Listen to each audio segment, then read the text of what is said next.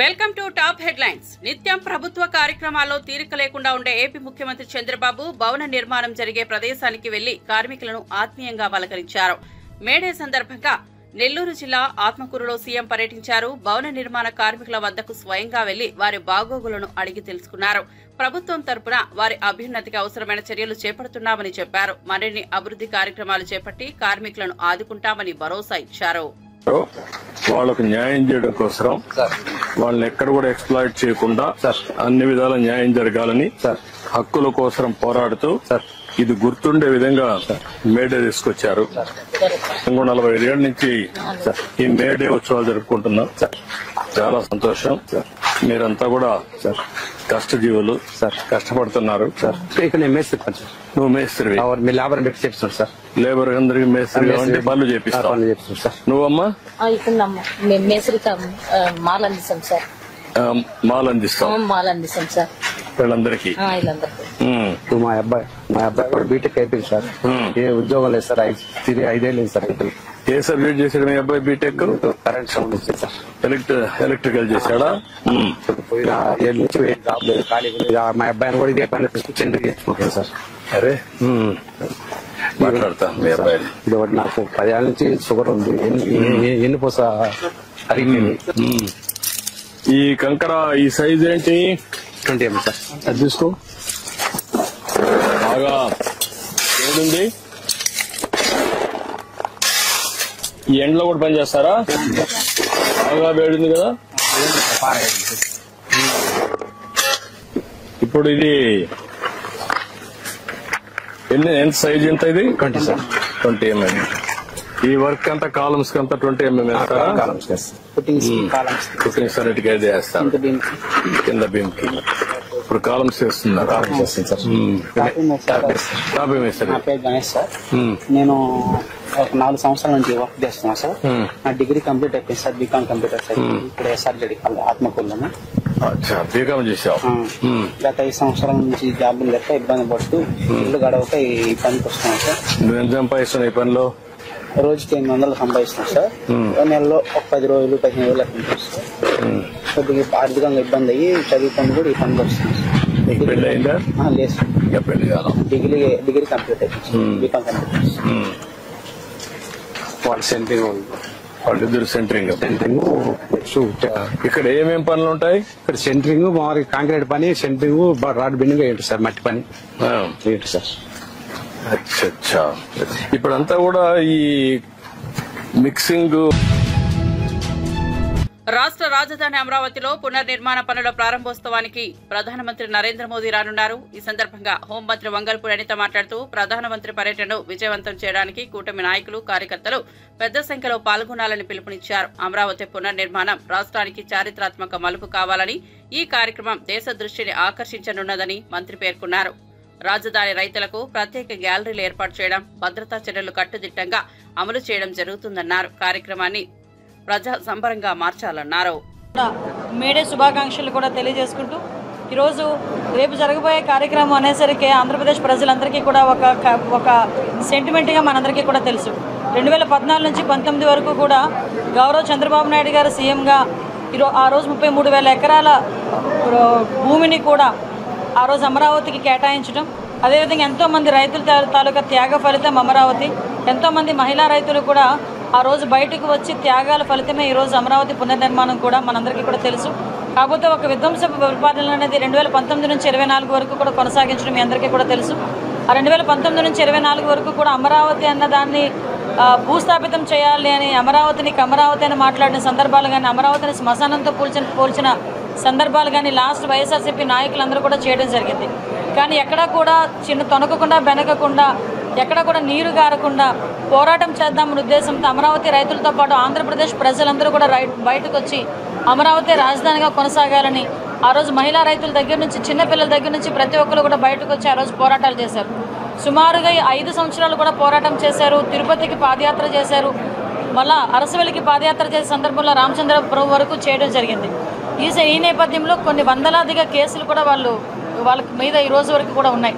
అటువంటి సందర్భం నుంచి ఈరోజు మన గౌరవ ముఖ్యమంత్రి గారు చంద్రబాబు నాయుడు గారు మన ఎన్డీఏ కూటమి అధికారంలోకి వచ్చిన తర్వాత మొట్టమొదటిసారిగా అమరావతిని పునర్నిర్మాణం చేసుకోవాల నేపథ్యంలో మన నరేంద్ర మోడీ గారితో సంప్రదింపులు జరిపి కేంద్రంతో సంప్రదింపులు జరిపి కేంద్రం నుంచి కూడా నిధులు చేపట్టుకోవడం జరిగింది. ఈరోజు దాని నేపథ్యంలో రేపు నరేంద్ర మోడీ గారు రావడం అనేది చాలా శుభపరిణామం. ప్రతి ఒక్క ఆంధ్రప్రదేశ్ ప్రజలు కూడా వేయి కళ్ళతో వేచి చూస్తున్న ఒక సందర్భం, పండుగ లాంటి వాతావరణం. ఆ పండుగకి ప్రతి ఒక్కరు కూడా భాగస్వాములు అవ్వాలి. చరిత్రలో నిలిచిపోయి అమరావతిలోని మేము కూడా భాగస్వాములు అవ్వాలని ఆంధ్రప్రదేశ్ ప్రజలతో పాటు తెలుగు వాళ్ళందరూ కూడా ఈరోజు ముందుకు రావడం మనందరం కూడా చూస్తున్నాం. ఈరోజు రేపు జరగబోయే కార్యక్రమం ఎక్కడా కూడా ఎటువంటి ఇబ్బందులు కలగకుండా ప్రజలకు ఎటువంటి అసౌకర్యం కలగకుండా చూసుకునే బాధ్యత ఈరోజు గవర్నమెంట్ తీసుకుంటుంది. దానిలో భాగంగానే ఈరోజు గన్నవరం నియోజకవర్గానికి ఇక్కడికి రావడం జరిగిందండి. ఆల్రెడీ ఎమ్మెల్యే గారు అన్ని సౌకర్యాలు కూడా చూశారు, అన్ని ఏర్పాట్లు కూడా చేస్తున్నారు. ఇంకా ఏదైనా చిన్న చిత్తగా ఉంటే ఈరోజు అధికారులతో కూడా మాట్లాడి కార్యకర్తలందరితో కూడా మాట్లాడడానికి ఇక్కడికి రావడం జరిగింది. Thank you. కులగణనపై కేంద్రం నిర్ణయాన్ని బీఆర్ఎస్ నేత మాజీ మంత్రి శ్రీనివాస్ గౌడ్ ఇది హాఫ్ హార్టెడ్ చర్య కాదని హెచ్చరించారు. కేవలం చేతులు దులుపుకునేందుకు కులగణన చేపడతామంటే ప్రజలు అంగీకరించారన్నారు. కేంద్రం వెంటనే జనగణనతో పాటు కులగణన పూర్తి స్థాయిలో చేపట్టాలని డిమాండ్ చేశారు. చట్టసభలలో బీసీలకు కనీసం 50% రిజర్వేషన్లు కల్పించకుండా బడుగు వర్గాలకు న్యాయం జరగదని స్పష్టం చేశారు. విద్యా ఉద్యోగాల్లోనూ అదే రిజర్వేషన్ అమల్లోకి రావాలని కోరారు. బీఆర్ఎస్ తరపున బీసీల హక్కుల కోసం పోరాటం కొనసాగుతోందని తెలిపారు. రావాలంటే స్థానిక సంస్థ రిజర్వేషన్ రావాలంటే అసలు వీళ్ళు లెక్క తేలాలి, ఎంతమంది ఉన్నారని లెక్కలేదు మేము ఎట్లా అడగాలని అనేక బీసీ సంఘాలు, కుల సంఘాలు, చాలామంది ఎస్సీ ఎస్టీలు, ఓసీలో ఉన్నటువంటి వాళ్ళు కూడా చాలామంది, కొన్ని రాజకీయ నాయకులు కూడా ఖచ్చితంగా న్యాయం జరగాల్సిందే వాళ్లకు అని చెప్పి వాళ్ళందరి కోరిక మేరకు ఈరోజు ఒక నిర్ణయం తీసుకున్నందుకు మరి కేంద్ర నిర్ణయాన్ని స్వాగతిస్తూ వారికి మనస్ఫూర్తిగా కృతజ్ఞతలు మా పార్టీ తరఫున మేము కృతజ్ఞత తెలియజేస్తూ ఉన్నాం. కానీ ఇది కులగణనలో జనగణనలో కులగణన పెట్టడము ఇది గొప్పగా మేము చేసినాం బీసీలకు అని చెప్పి చేతులు దులుపుకుంటే కాదు. 11 సంవత్సరాల తర్వాత ఇప్పుడు దేశవ్యాప్తంగా ఇక్కడ బీఆర్ఎస్ పార్టీ ఆధ్వర్యం మేమందరం కూడా తమిళనాడు పోయి అక్కడ స్టడీ చేసి తమిళనాడు నుంచి అనేక అంశాలు దేశవ్యాప్తంగా ఈ మోడల్ ఉండాలని చెప్పి మాట్లాడడం, ఇక్కడ బీసీ సంఘాలు కూడా అడగడం, తప్పని పరిస్థితుల్లో చేయాలని చెప్పి అలా చేయడం, ఏది ఏమైనా వారికి స్వాగతిస్తూ దీన్ని వెంటనే చేయాలని చెప్పి మేము డిమాండ్ చేస్తూ ఉన్నాం. వెంటనే మొదలు పెట్టాలి. తర్వాత చట్టసభలో రిజర్వేషన్ కూడా జనాభా ప్రాతిపదిక మీద చట్టసభలు కూడా ఇమ్మీడియట్గా రిజర్వేషన్ కలిగించాలి. జనగణన చేసినా అయిపోయింది, ఇంత సంఖ్య ఉందని చెప్తే కాదు. మాకు కావాల్సింది గౌరవం దక్కాల్సింది చట్టసభలలో రిజర్వేషన్ వచ్చినప్పుడే, హక్కు వచ్చినప్పుడు మాత్రమే గౌరవం దక్కుతుంది. కనుక జనాభా ప్రాతిపదిక మీద విద్య ఉద్యోగాల్లో రిజర్వేషన్ ఇవ్వాలి. రిజర్వేషన్ రాజకీయంగా చట్టసభలో కూడా 50% రిజర్వేషన్ ఇమ్మీడియట్ కలిగించాలి. 50% ఎప్పుడైతే విద్యా ఉద్యోగము చట్టసభలో రిజర్వేషన్ కల్పిస్తారో, ఇమ్మీడియట్గా కలిగిస్తామని చెప్పి మీరు తీర్మానం చేస్తారో, అప్పుడు సంపూర్ణంగా ఈ ప్రజలు మిమ్మల్ని నమ్ముతారు. ఖచ్చితంగా మరి ఎవరు చేయని నిర్ణయాన్ని మీరు చేసినందుకు ఈ బడుగు బలహీన వర్గాల వాళ్ళు కూడా మీ వెంట ఉండడానికి అవకాశం ఉంటుంది. కేవలం కులగణన చేసి మాత్రమే. సింహాచలం ఆలయంలో గోడ కూలిన దుర్ఘటనపై శాసనమండలి విపక్ష నేత బొత్స సత్యనారాయణ తీవ్రంగా స్పందించారు. కట్టేయమని చెప్పారు కాబట్టి కట్టానంటున్నారు కాంట్రాక్టర్. ఇంత జరుగుతున్నా ఒక్కరైనా అరెస్ట్ చేయరా అని ప్రశ్నించారు. సీఎం చంద్రబాబు వచ్చిన ప్రతిసారి ఇలాంటి దుర్ఘటనలు జరుగుతున్నాయని ఆరోపించారు. ఆలయ ప్రాంగణంలో సంఘటన జరగ్గా సంప్రోక్షణ చేయాలని ఆలోచన కూడా ఈ ప్రభుత్వానికి లేదని విమర్శించారు. ఈ సంఘటన యాదృచ్ఛికం కాదని, ఇది పూర్తిగా ప్రభుత్వం చేసిన హత్య అని మండిపడ్డారు. బాధ్యులపై కఠిన చర్యలు తీసుకోవాలని డిమాండ్ చేశారు.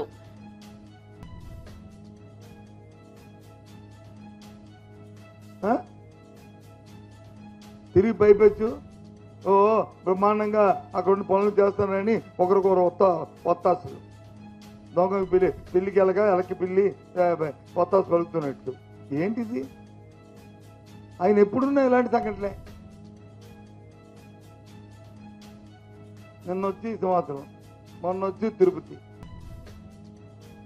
అటు అంతకుముందు పరిపాలన చేసిన పుస్తకాలు అంత మా తర్వాత వచ్చి ఒంటిమిట్ట తర్వాత చూస్తే అది ఆ పందిళ్ళు కాలిపోయి అందులో కనీసం ఆ శాఖకి ఈ హై లెవెల్ కమిటీ ఏదైతే మన మంత్రులకి అక్కడ శుద్ధి చేయాలి, ఆ ప్రాంతాన్ని అక్కడ కార్యక్రమాలు చేయాలి, అన్ని పూజా కార్యక్రమాలు చేయాలి,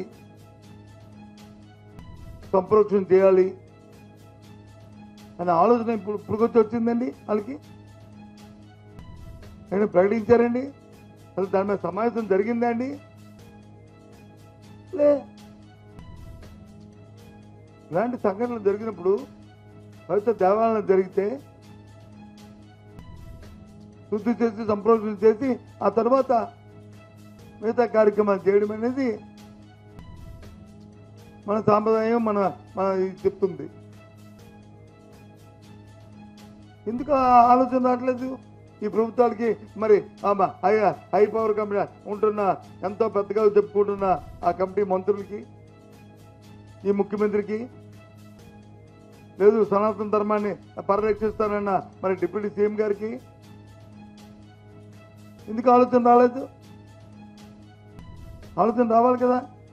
ప్రతిపక్ష నాయకుడిగా ఆయన తాలూకా ఒక ప్రధాన ప్రతిపక్షంగా ఉన్న ఒక పెద్ద పార్టీ మాజీ ముఖ్యమంత్రిగా ఆయన వచ్చి చూస్తే దాన్ని వచ్చి ఎగతాళి చేసి మాట్లాడతారు.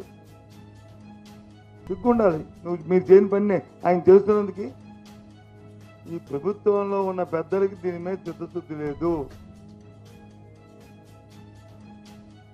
ఆలోచన లేదు.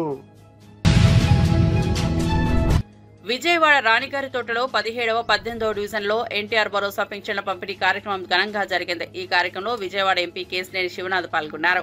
సామాజిక బాధ్యతగా పింఛన్లను అందించడంలో తన భాగస్వామ్యాన్ని చాటుతూ ఇంటింటికి వెళ్లి దివ్యాంగులు, వృద్ధులు, వితంతువులకు స్వయంగా పింఛన్ సొమ్మును అందజేశారు. ప్రజల సంక్షేమమే లక్ష్యంగా పింఛన్లను సకాలంలో అందించేందుకు టీడీపీ కూటమి ప్రభుత్వం కట్టుబడి ఉందని ఎంపీ తెలిపారు.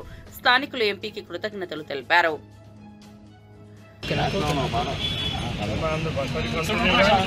వాళ్ళందరూ ఉంటున్నారా?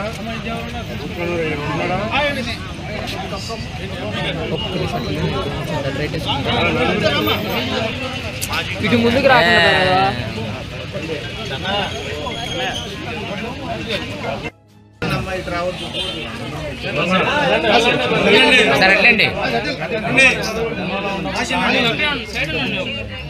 చంద్రబాబు నాయుడు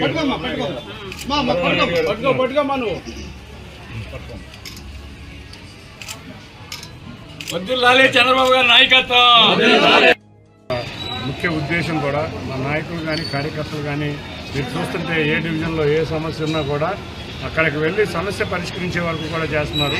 ఇటువంటి సంస్కృతి ఇక్కడ ఉండాలి, రాష్ట్రం మొత్తం మీద ఉండాలి అని కోరికే చంద్రబాబు నాయుడు గారు. కాబట్టి రాబోయే కాలంలో అమరావతి ప్రాంతంలో భాగమైన విజయవాడ, ముఖ్యంగా ఈ కృష్ణలంక ప్రాంతంలో చాలా పనులు చేయాల్సినవి ఉన్నాయి. ఇప్పుడు అభివృద్ధి మొదలైంది.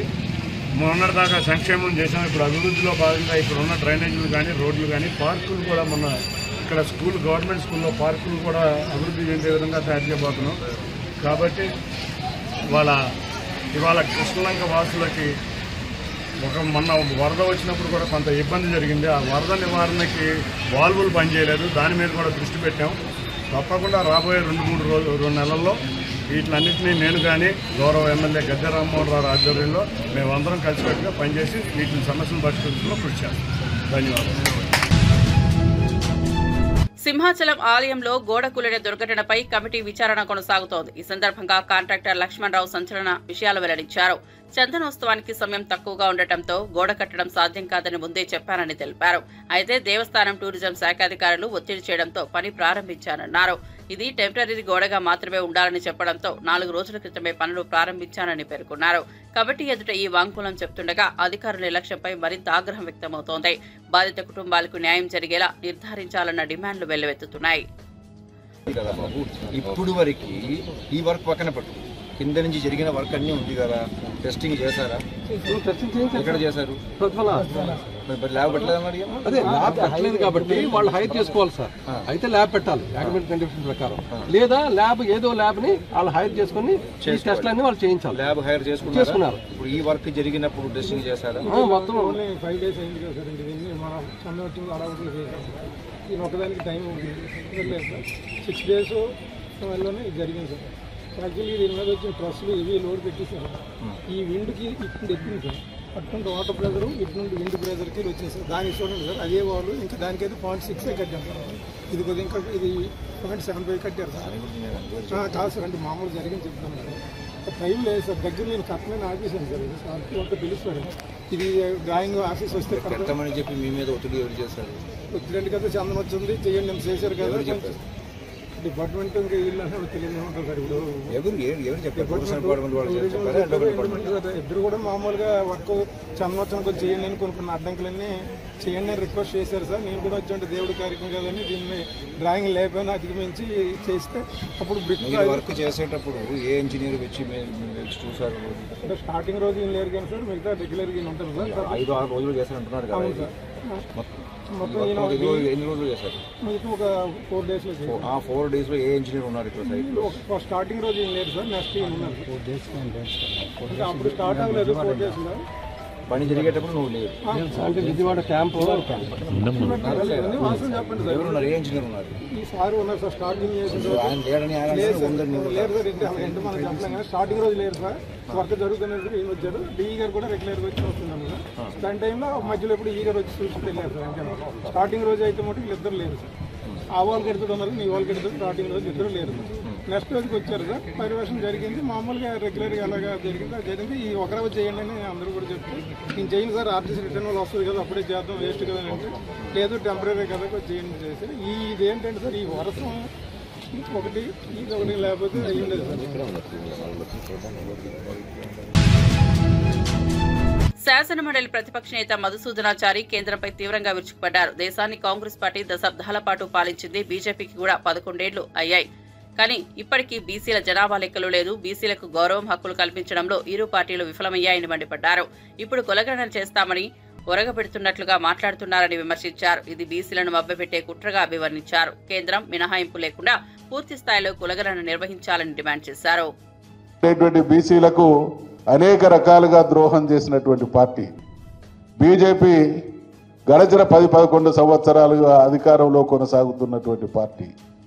వీళ్ళు నిర్ణయం తీసుకున్నంత మాత్రాన్నే బీసీలకు ఏదో ఒరగబెట్టినటువంటి మాటలు మాట్లాడుతున్నారు అని అంటే వీళ్ళ నిజాయితీ రాజకీయ అవసరాల కోసం కాంగ్రెస్ పార్టీ, రాహుల్ గాంధీ, ఇవాళ రేవంత్ రెడ్డి వాళ్ళు తల కిందికి పెట్టి కాళ్ళు మీదికి పెట్టినా అధికారంలో ఈ దేశంలో వచ్చేటువంటి పరిస్థితి లేదు. కాబట్టి దేశంలో ఉన్నటువంటి మెజారిటీ ప్రజలైనటువంటి బీసీలను నమ్మించడం ద్వారా రాజ్యాధికారంలోకి రావాలనేటువంటి ఆలోచన కొనసాగుతుంది. కాబట్టి తెలంగాణలో కులగణన పేరిట, జనగణన పేరిట బీసీలకు చేసినటువంటి అన్యాయం, దానికి చట్టబద్ధత తీసుకొచ్చేటువంటి క్రమంలో ఎన్ని లొసుగులున్నాయో ఆ లొసుగులతో పాటు ప్రయత్నం చేయడంలో జరుగుతున్నటువంటి వైఫల్యం కూడా మనం చూస్తూ ఉన్నాం.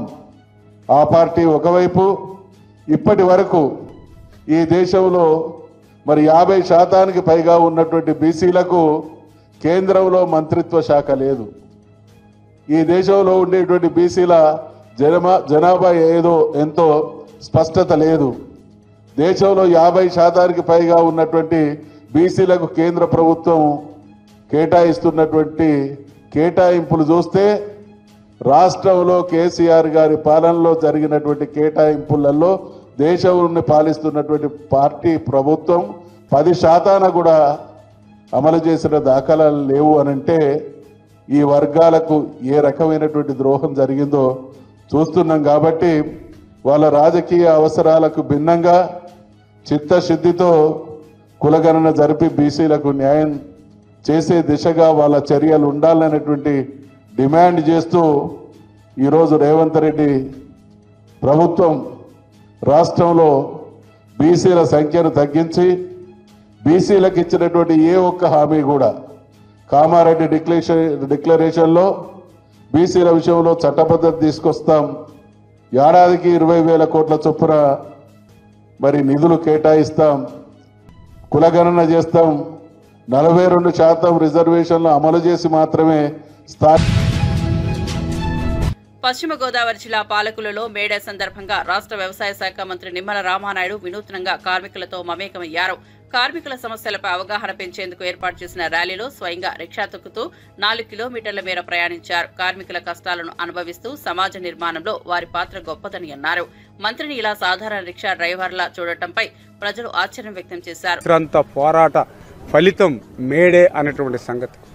ఎందుకంటే ఆ రోజు పారిశ్రామిక విప్లవం పరుగులు వేస్తున్నటువంటి దశలో, మనుషులను కూడా యంత్రాల వలె పనిచేస్తున్నటువంటి దశలో, కనీసం విరామం కూడా లేకుండా పనిచేస్తున్నటువంటి దశలో విసుగు చెందినటువంటి కార్మిక సోదరులందరూ కూడా ఎంతటి అన్యాయంగా ఆ రోజు పరిదినాలు ఉండేయని అంటే, వాష్రూములకి వెళ్తే ఆ వాష్రూములకి వెళ్ళినటువంటి సమయాన్ని కూడా లెక్కింపు చేసుకుని పనిచేసేటువంటి పరిస్థితుల్లో తమ శ్రమను రక్తంగా మార్చుకుని, ఆ రక్తాన్ని పాలులాగా మార్చుకుని, తన చంటి బిడ్డకు పాలిచ్చేటువంటి ఆ తల్లి సమయాన్ని కూడా లెక్కేసుకుని పని చేసుకునేటువంటి దుర్భరమైనటువంటి రోజుల్లో ఆ రోజు ప్రపంచవ్యాప్తంగా వెల్లు విరిసినటువంటి కార్మిక చైతన్యం ఆ రోజు చికాగోలో ఏదైతే రక్తాన్ని చిందించిందో దానికి ప్రతిబింబంగా మరి ఈవేళ మేడేని ప్రపంచవ్యాప్తంగా మనందరం కూడా జరుపుకుంటూ ఉన్నాం.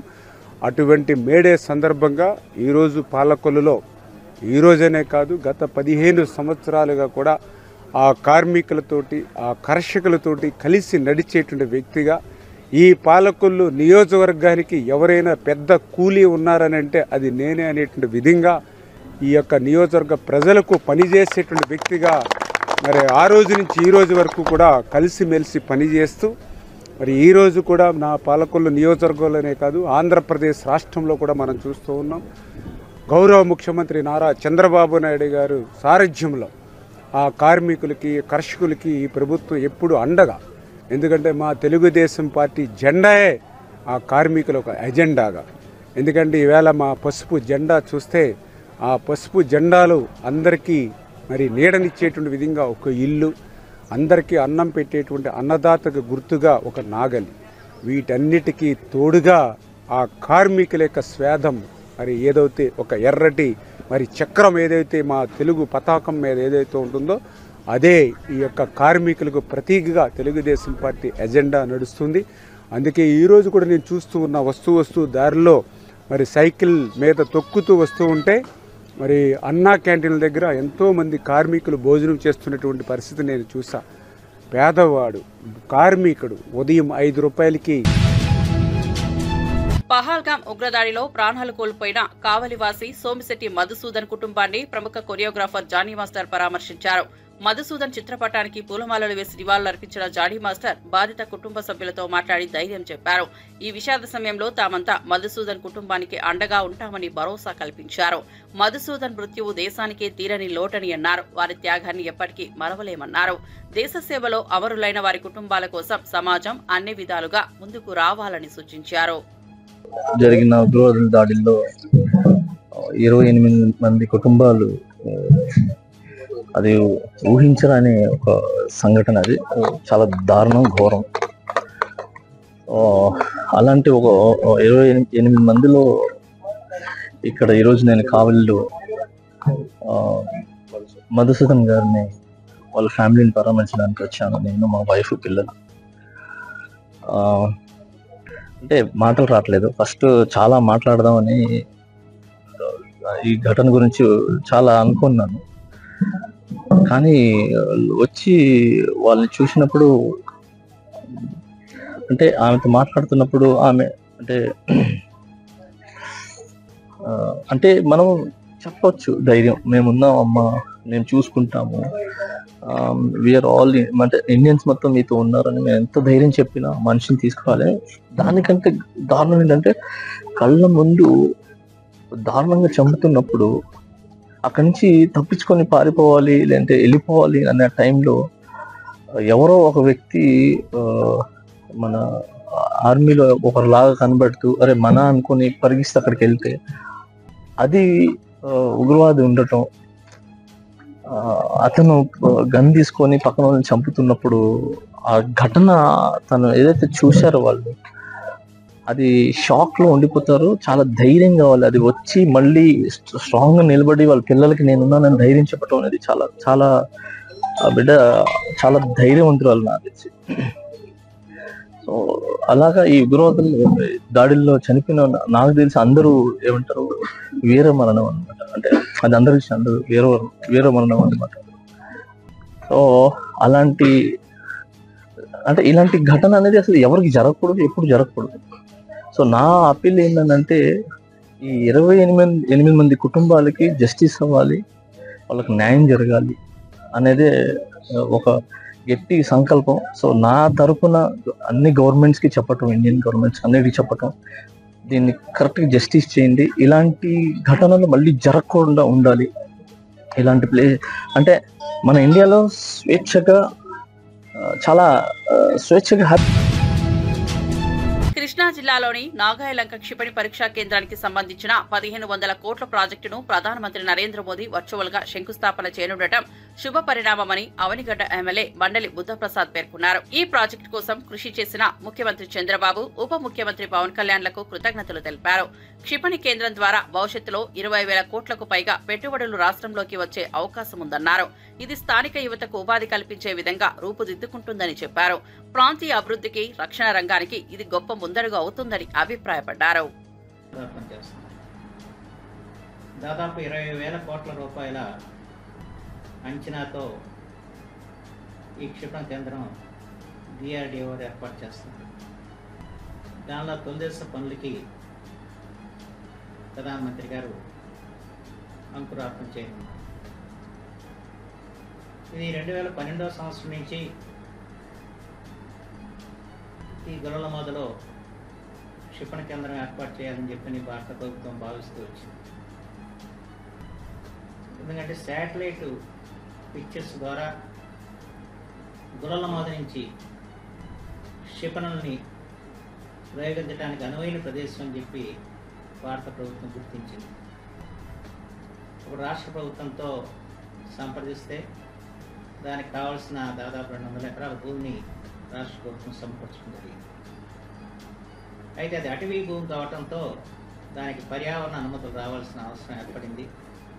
గత తెలుగు ప్రభుత్వం హయాంలో చంద్రబాబు గారు ముఖ్యమంత్రిగా ఉన్నప్పుడు దానికి సంబంధించిన ప్రతిపాదనలు కేంద్రానికి పంపడం, ప్రధానమంత్రి గారి అధ్యక్షతన పర్యావరణ సంస్థ అనుమతుల్ని మంజూరు చేయడం జరిగింది.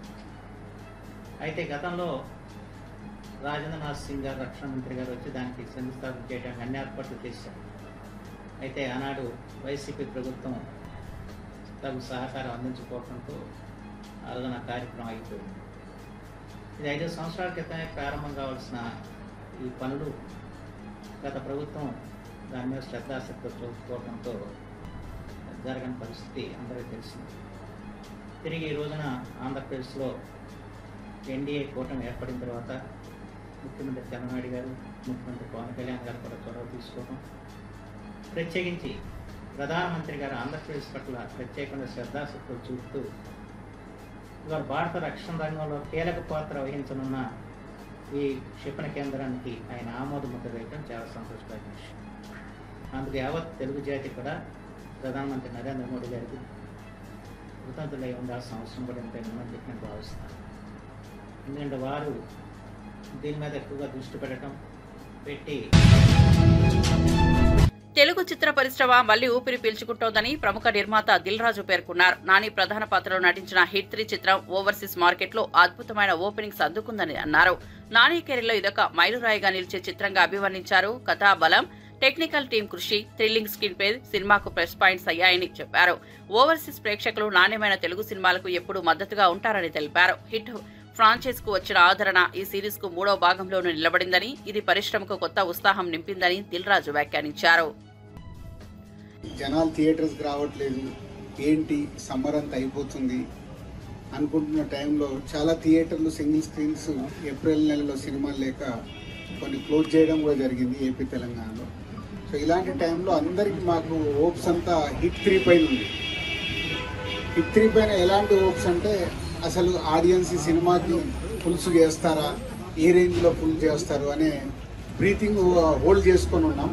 అలాంటిది 3 రోజుల 4 రోజుల ముందు నుంచే ఈ సినిమాకు ఆన్లైన్ బుకింగ్ చూసి అమ్మ బాగుంది, సరే ముందు జనాలు థియేటర్కి వస్తున్నారని హ్యాపీగా ఫీల్ అయ్యాం. అది ఈరోజు సినిమా టాక్తో ఒకటే యునానిమస్ టాక్, ఎక్కడైనా last half an hour extraordinary, cinema అదిరిపోయింది. సో దాంతో చాలా ఇవాళ తెలుగు సినిమా ఇండస్ట్రీ బ్రీతింగ్ తీర్చుకున్నట్టయింది. So tremendous openings. నానికి ఓవర్సీస్ దసరా హైయెస్ట్ ఉండే, ఇది క్రాస్ చేసేసింది. నానికి అక్కడ మళ్ళీ ఓవర్సీస్ హైయెస్ట్ క్రాసర్ అయింది. అలాగే మేము ఇక్కడ తెలంగాణ కూడా ఎక్స్పెక్ట్ చేస్తున్నాం.